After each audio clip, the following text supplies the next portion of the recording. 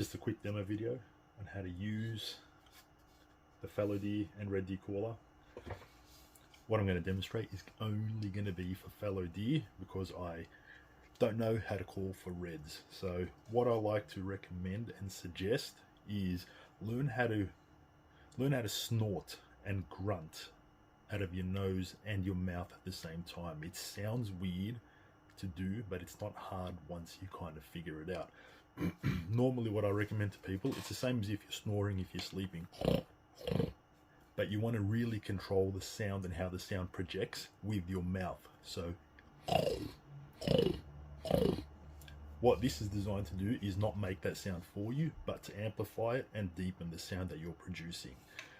So with that in mind, a lot of people do get a bit of pain when they start to snort in the back of the throat. If you do experience any discomfort or pain, I would recommend you stop. I'd also recommend watching a few fallow deer calling videos, the actual deer croaking themselves, so you can get an idea of what they sound like, and then when you produce the sound, try to mimic that sound.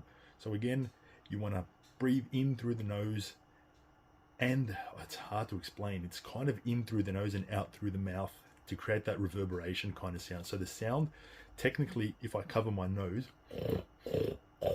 it changes the sound, but it makes it a bit harder to produce, but the sound is still kind of there.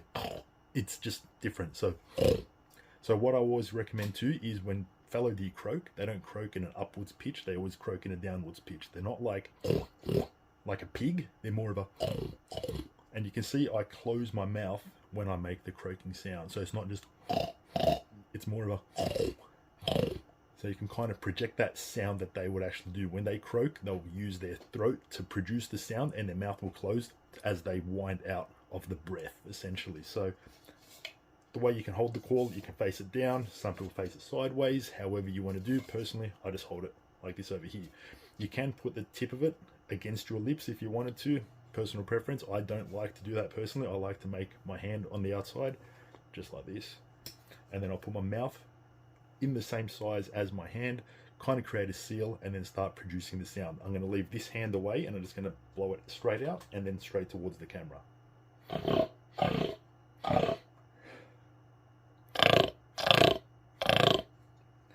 And that's all there is to it. That was 3 croaks with 1 breath. Obviously, the more you practice, the easier it gets, and the more you'd be able to croak on a single breath. You can also control the amount of breath you use by how far, or how wide, should I say, you open your mouth. So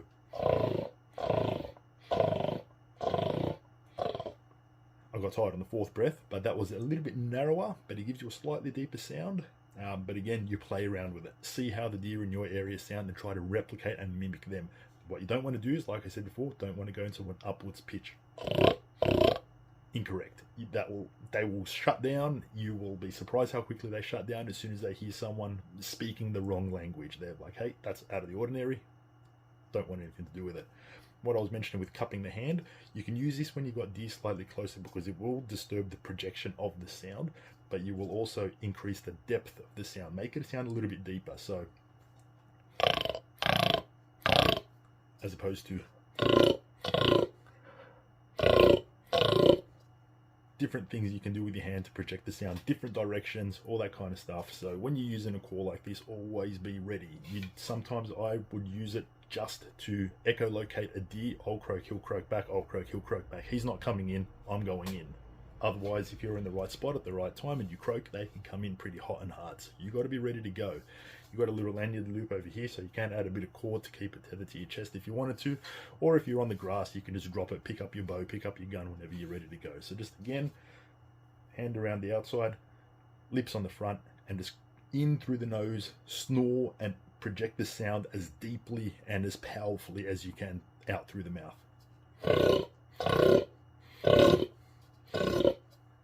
The more you practice, the better you get. How often you should call when you're croaking, it's up to you. You play around with it. You're going to get it wrong, you're going to get it right. It's just a matter of experience figuring it out. It might not work the first time for you, might not work the second time, but it might work the first time. You just got to get out there and try your luck. Cheers for that.